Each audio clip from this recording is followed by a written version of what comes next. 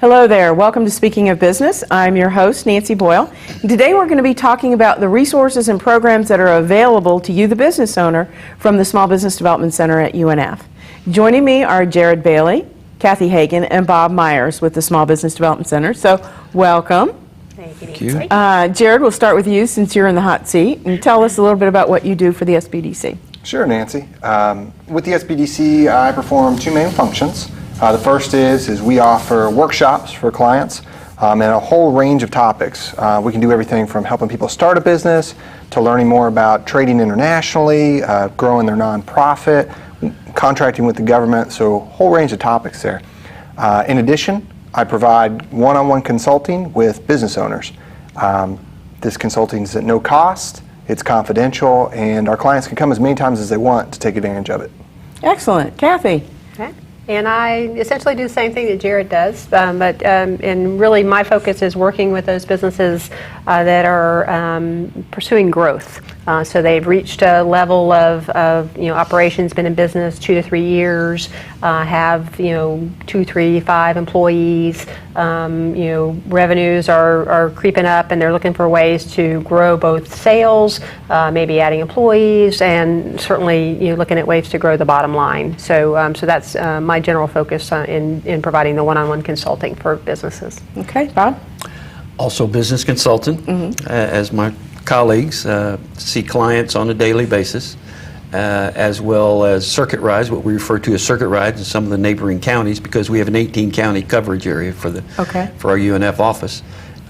So those circuit rides, visiting with counseling clients in remote locations that make it easier for them to visit with us as opposed to having to drive to UNF.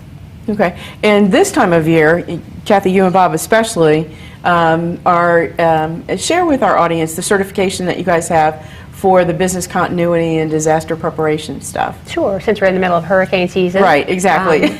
Although we've been, things are skirting around us and no good named storm has come around. Thankfully. Bob and I are both certified business continuity professionals, which is a designation provided by an international organization, the Disaster Recovery Institute, which just highlights our experience in working with businesses in preparing business continuity plans as well as in responding to disasters. So another, the way we can assist businesses as they grow to protect what they have, to look at the impact of a disruption and what that might have on their business, and how do they mitigate that, that risk and protect, what helps them make money. Well, and I think most people think of sort of disaster stuff, and they think because we're in Florida, it's hurricanes. But it could be a myriad of things, right? It's all hazards. Yeah. Okay. So you're right. The focus on this part of the country certainly is hurricanes, and as Kathy mentioned, we've been very lucky so far, in fact, for the past couple of years. Oh, yeah. But we can't guarantee what's going to happen between now and November.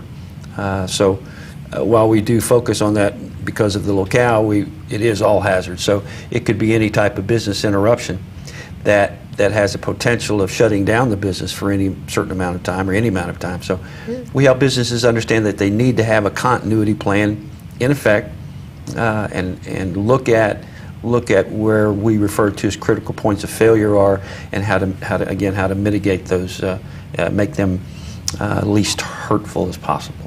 Which obviously is very important at any time of the year, but especially Absolutely. as we're approaching hurricane season. Let's talk a little bit about what are you guys seeing, the challenges that are facing businesses. For a number of years it was all about the economy. Now things are picking up and things are starting to happen. So what are you seeing going on in the world? Anybody? I think it's still all about the economy.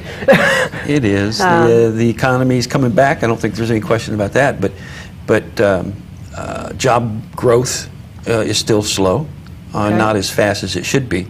But then it's not as easy as just having a small business go out and hire someone. I think the desire is there, at least on the small business owner's part.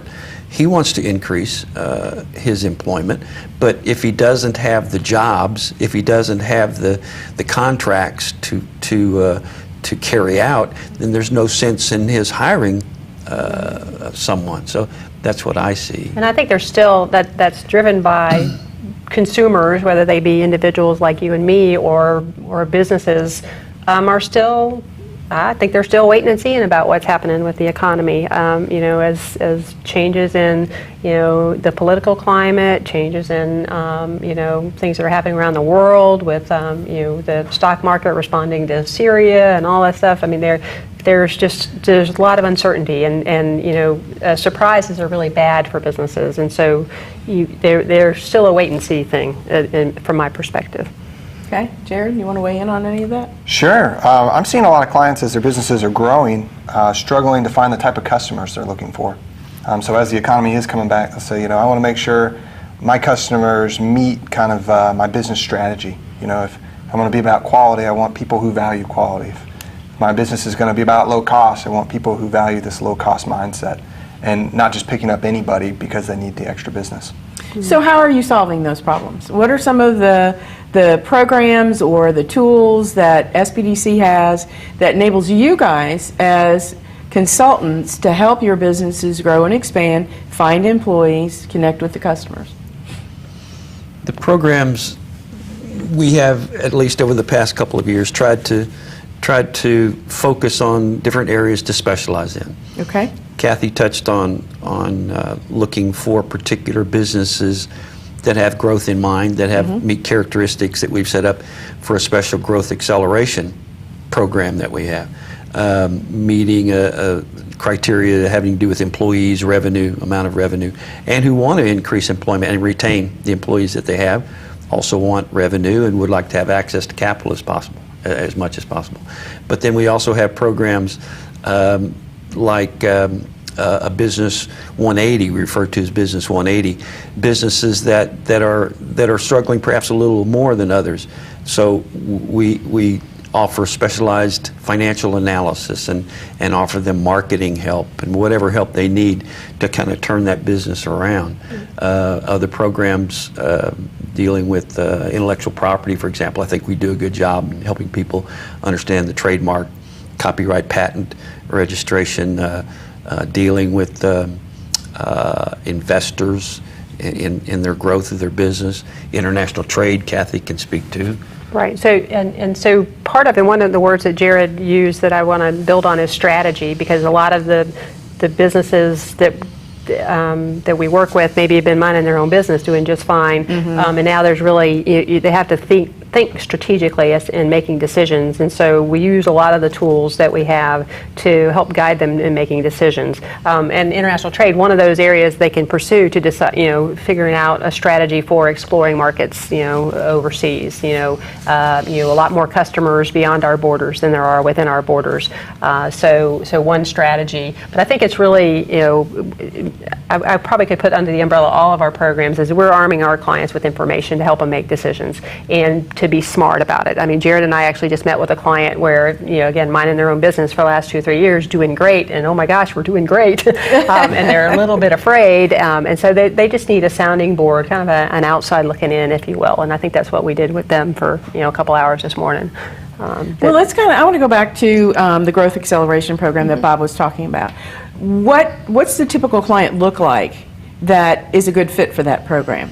There's some, again, characteristics. They fit into a category usually classified as SME, small to medium-sized enterprises. But they're in the neighborhood of revenue-wise from 500 to $1 million and perhaps above. Okay. They've got at least 5 employees, but they potentially could have more. They're outside that class of boutique kind of business, or really the sole entrepreneur.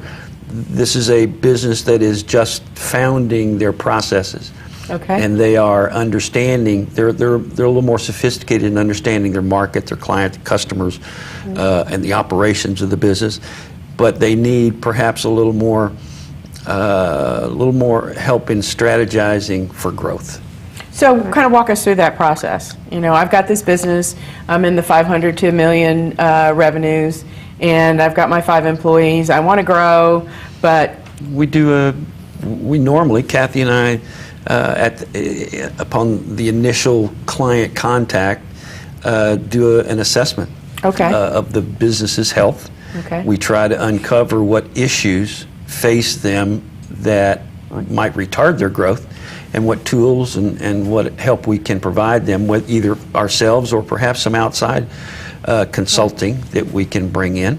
That's what gets them started in that growth. Okay. You want to talk a little bit about the Business 180 program then? I can. Are the parameters similar or are they different? Actually, parameters are fairly different with Business 180. It's the target market for that program, based on the funding source, which came through the Small Business Administration, is fairly specific to SBA borrowers. Okay. So businesses that have borrowed money that are not in default, but because of either growth or challenges, their comfort level, if you will, for repayment in the long term is a little shaky. And so, similar tools that we use in the growth acceleration services, we use in Business 180. The financial analysis is a real critical piece. We have some really cool financial analysis tools where we can, plug in, P&L balance sheet information and do some what if scenarios. What if you could, reduce your cost of sales by 1%? What if you could reduce operating expenses by 2%? Forget about the top line. What would that do to the bottom line, and does that help cash flow? So the Business 180 is really looking at, I think, improving cash flow, looking for opportunities, still looking for new markets. Okay. It could be that they need to diversify. So it's not all about numbers necessarily, but it's how can they, better stabilize their cash position. Okay. And Jared, I want to go back to something you said about working with your clients to kind of strategically identify those customers that are a good fit. So how do you approach that, and what does that look like? Yeah, some of the ways to look at it are, you can look at it from a locational standpoint. Once you kind of figure out who you'd like your customer to be, figure out, where are these people at? How do I get there? Also looking at your promotional materials, do they fit in line with your strategy? I can think of, for example, Armani suits. Armani is an example. They're not going to have suits for sale. They're probably not going to put their prices in their ads, and in their ads they're going to have celebrities wearing things. They're giving the essence of quality. But then if you look at buysuitsforless.com, we have a completely different promotional material there. Everything's on sale. They give you the prices. The people in the ads, you've never seen them before.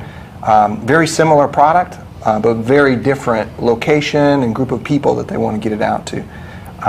We also look at the price for the customer and say, is this in line with what you think?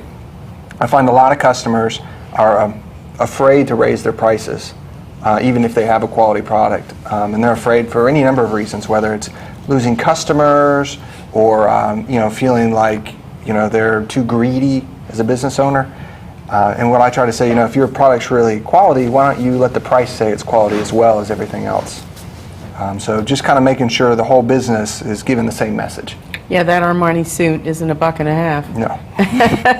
Well, do you have tools that you use to help your clients identify where their customers are and that kind of thing? Absolutely. We have some special resources, whether it's through the UNF library or also we tap into USF database over in Tampa. And we can get clients information that they normally wouldn't have access to without paying thousands of dollars. Okay.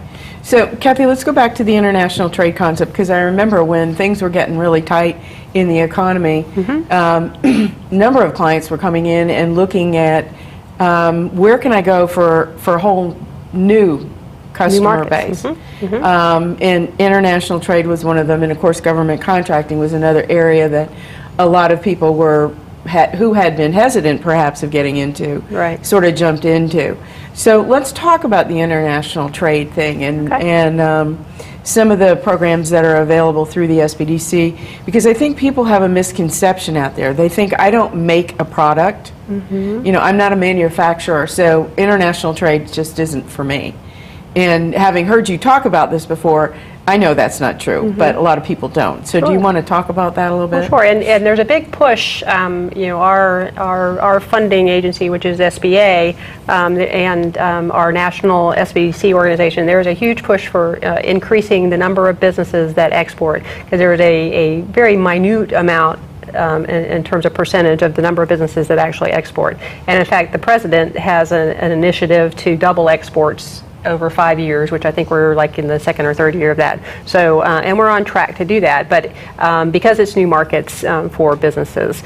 So it is arming businesses with information that are afraid because it's overseas, maybe they don't speak the language, maybe they just don't know. There's a lot of unknown. How am I going to get paid? All those things. So we, again, our job is to arm them with information, how to find resources. We have access to a lot of information on markets. I can show them where they can find that information themselves, via the internet. I mean, all government information is free and available. You just have to know where to go look for it.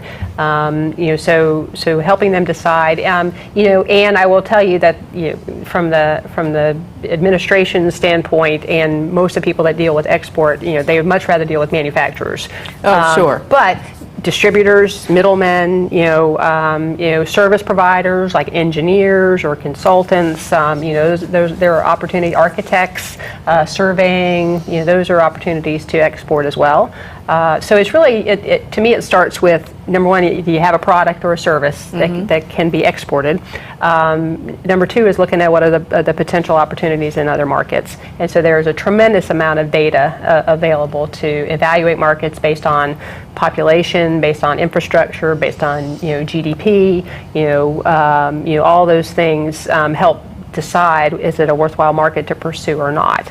And then there's tools to help you get there. I mean, through Department of Commerce, through Enterprise Florida, trade missions, trade shows, ways to help identify and evaluate the quality, if you will, of a representative in another country. So I think people, they don't like the unknown and the uncertainty. Sure. So, they worry about getting paid from somebody that's in, Brazil, but they don't worry about getting paid from somebody in, Alabama, even though the risk might be exactly the same, it's just further away. So it's just getting to the comfort level to say, hey, this is just another customer looking for different things. Things are just different. So, just understanding the requirements and going from there. So it's not an impossible task. And once you do, I like to, for customers or clients that haven't ever exported, just do one transaction. Do a simple transaction, low dollar amount, ship it UPS, they'll do all the paperwork, get paid, and you say, well, that wasn't so bad. We'll try it. We'll try it again. Yeah. Now, do you recommend people actually start a business with the idea that they're going to just export this product, or is it more effective for a business to be established, maybe even fit the GAP criteria, Right. But established and have their processes in place before they start venturing out into other parts of the world? In terms of export readiness, I think it's really critical that there's a domestic business that's up and running, and Okay. so you understand how the processes and the systems work before you go and pursue other markets. To be honest, a lot of businesses just are not pursuing export. But they have a website, and once they have a website, they are, quote, international, and somebody finds them. They say, well, okay, I'll ship that. So if you ask them if they export, no, but I had made a sale to Mexico the other day. So So in essence, they are exporting. Exactly. So, and then, that to me is a great way to get started and say, wow, somebody else likes it there. So, but I do think it's good to you have to have a stable, fiscal foundation for your business in order to pursue export. Trust me, there's lots of folks that want to start import-export businesses, which is a very viable business, although middlemen are becoming less and less important these days because you can go direct. But there's a lot of people that want to do that because they want to travel somewhere, or they got a cousin twice removed, or they, something. Yeah. So I think it's more important to either to have some kind of niche, either you have connections within a country, some relationships, or you've identified a product that fits another market. Okay. So that's the research side of it. Again, it's back to giving them information to figure out where they go from there. And do you want to talk for a minute about the certificate program?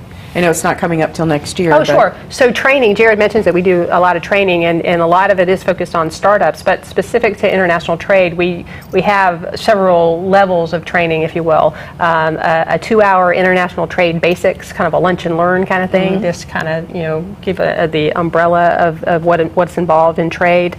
And then we partner with the Department of Commerce to do a 1-day program called Export University 101. So now we've taken that 2-hour one, we've expanded it to 6 or 8 hours to give a little more detail. And then in February of 2014, we will start our annual International Trade Certificate Program, which is 6 4-hour sessions, really focused on existing businesses, have something to export, maybe have exported here or there, and want to know more. And we bring in, experts from all different kinds of fields, whether it be, financing or logistics or, payment terms or insurance, and then what I would refer to as my live case studies, where it's businesses that have been there, done that. So that'll come up again at the first of the year. Okay. So we'll be sure to get the word out Absolutely. on that. Bob, I want to go back to you too, because you talked a little bit ago about intellectual property, trademarks, patents, and there's a lot of folks out there that have great ideas.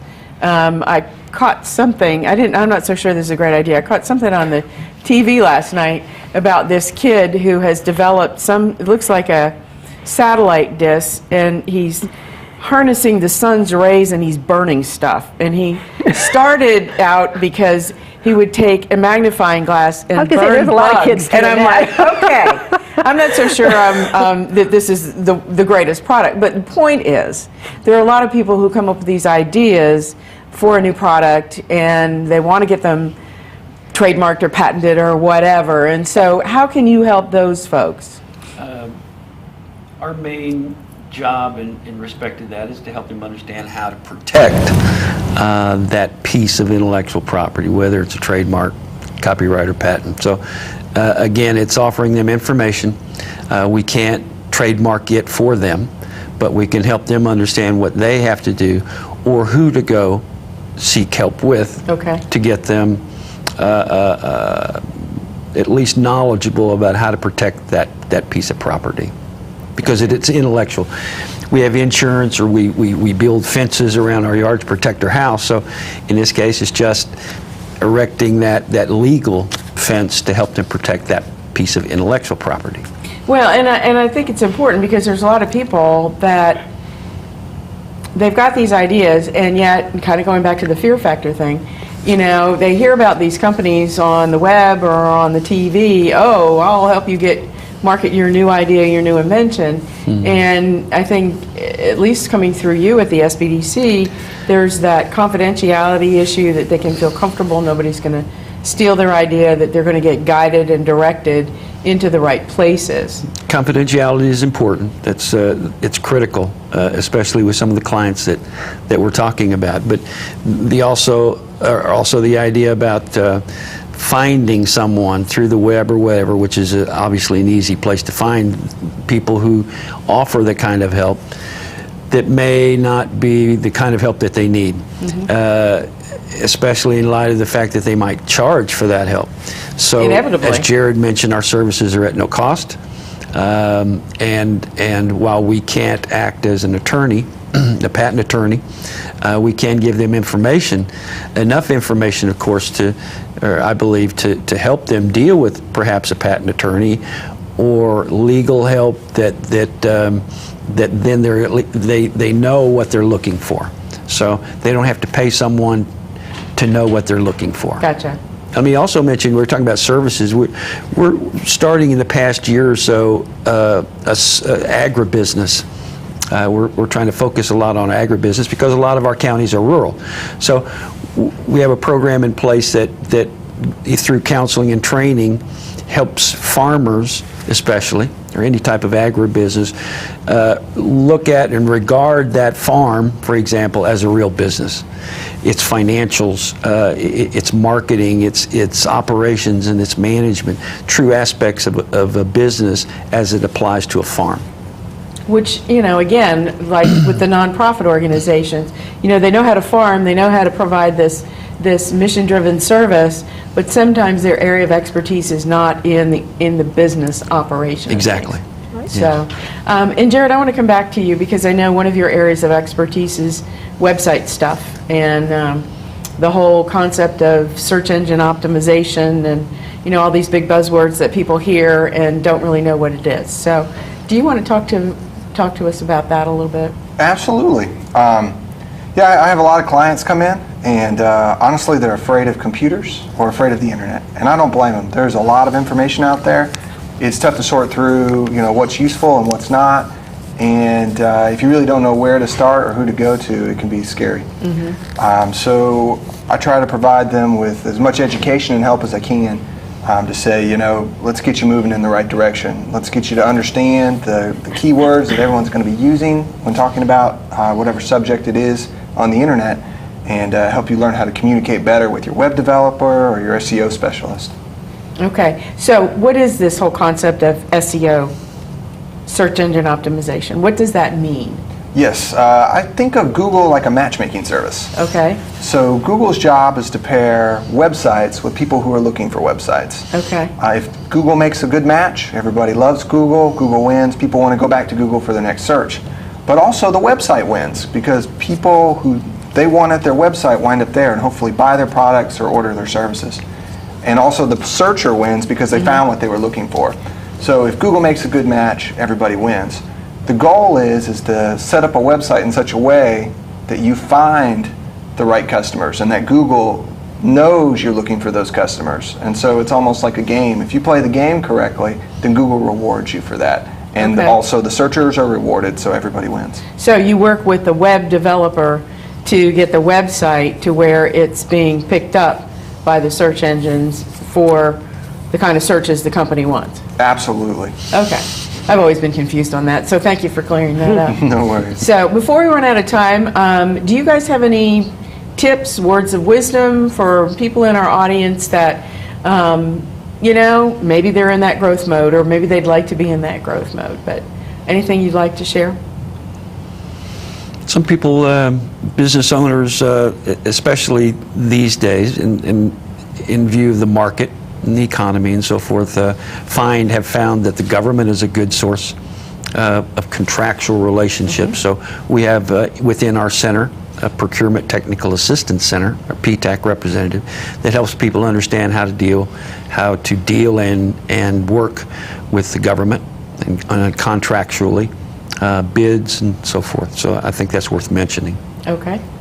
Kathy, any tips? Well, I think it's important, I'm going to go back to the word strategically, to not just operate in today's world and putting out today's fires, even though business owners tend to do that, but to take a minute and think about your business in the long term and make some plans, sink yourself into the business planning process, looking into, over the next, 12 months, 2 years, 3 years, where do I want to be? I mean, what's the goal of this business? What's the ultimate exit strategy, if you will? And think about how you're going to get there, as opposed to just to today. And that's where an objective outside, looking in, no cost kind of resource can come into play. Any tips from you? Sure.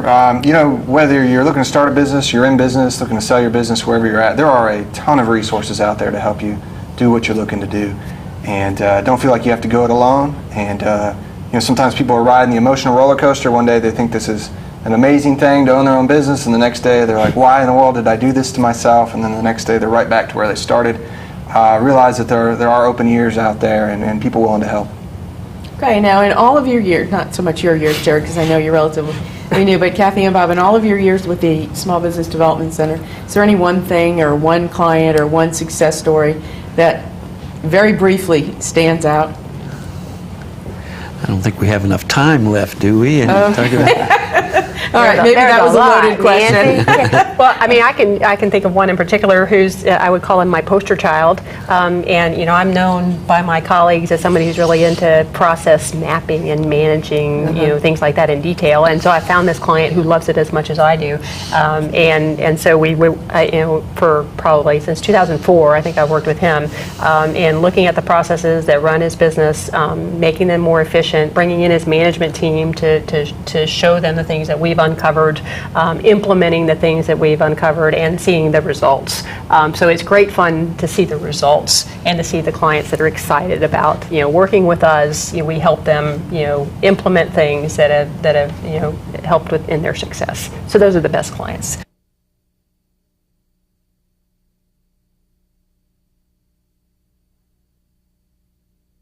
Bye now.